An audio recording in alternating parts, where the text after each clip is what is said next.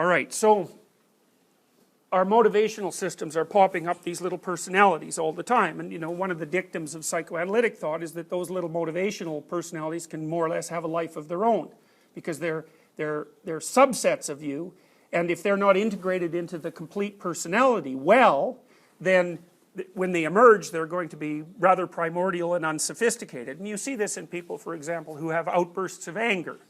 It's that it isn't exactly reasonable to say that they've become disinhibited, although that's one way of thinking about it. It's actually more reasonable to assume that they haven't developed enough sophistication to integrate that motivational system, so that capacity for anger, for example, into their personality as a whole. And one of the dictums of Jungian psychotherapy in particular is that it's extraordinarily useful to integrate those elements of your personality that might have like a fiery-like nature, a potentially dangerous nature. Anger and aggression is a really good example of that, but sexual desire is also a really good example of that. If you're sophisticated, you have that system at hand when you need it, but you don't use it in a manner that's destructive to your operations as a whole across time, and you don't use it in a manner that disrupts the relationship that you've established socially with your family and broader society. So it's all integrated. It's like it's integrated into a game. And one of the things you might think about is that a lot of the games that people do play and that people like to watch are games of aggression integration. So football is a really good example of that. I mean, those guys are massive and they're strong and they're aggressive. But by and large, when they're in the football game, they use that to further the game. Now they're trying to win individually and their team's trying to win, but at the same time both teams are competing within a framework of rules, and that's in a broader framework that encompasses the entire audience, which is also continually giving them feedback on the quality of their play. So if somebody does something particularly brutal and unnecessary, the whole audience is going to complain about that. And that's one of the ways by which the players determine how much force can be used and how much force can't be used. Because as the game continues, it's not easy to tell when you're being too aggressive or not too aggressive. So it's funny, I was reading a little while ago about the Canada-Russia hockey series in 1972, and if I remember correctly, the Canadians played by European rules, which meant that there was no body checking. So that was kind of hard on them because the Europeans don't check, but the Canadians claimed that in games they played where there was no checking, there was a lot more hitting with the ends of sticks and a lot more slashing, and there was still all sorts of aggression, but it was never able to get up to the point where you could give someone a solid hit. And the Canadians' take on that was that the game wasn't necessarily less dangerous or less rough without checking.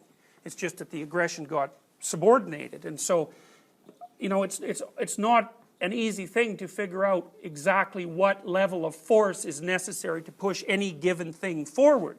But none is definitely the wrong answer.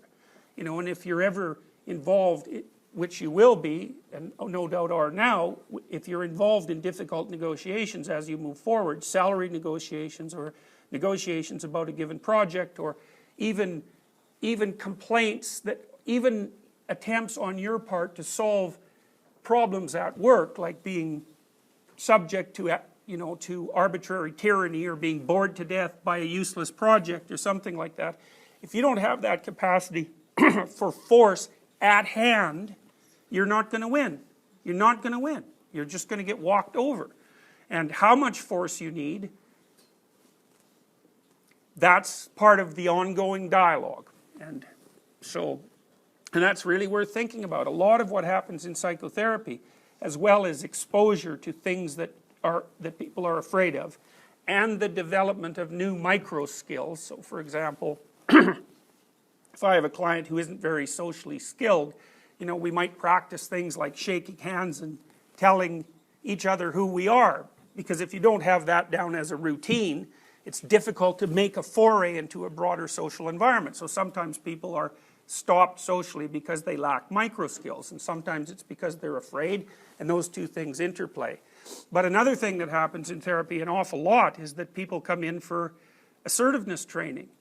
You know, and they're people who've they're usually agreeable in temperament, but they're also people who have failed to integrate that capacity for aggression into their personality for one reason or another. Maybe they weren't taught to, that's certainly possible. Maybe when they manifested aggression they were punished for it. Maybe they observed other people who were too aggressive and decided that they were never going to be like that. That's a common response. But it doesn't really matter, because once you're an adult and you're working in a competitive world, which you will definitely be, you have to have that capacity, because otherwise you get pushed to the bottom of the dominance hierarchy and exploited. And so, and it's not necessarily because of malevolence. Partly it can be that, but often it's the consequence of the fact that generally if you're negotiating for something, there are forces pulling on that from all directions. And what outcome is obviously right is not obvious at all. And so it's a matter of negotiation. And so you have to be able to put your position forward with some force and not be timid about it and be articulate about it. And all that is a consequence of integrating these systems that can be very dangerous if they're not working properly into your personality, rather than ignoring them and letting them run in an underground fashion, which is what they would do. Yes?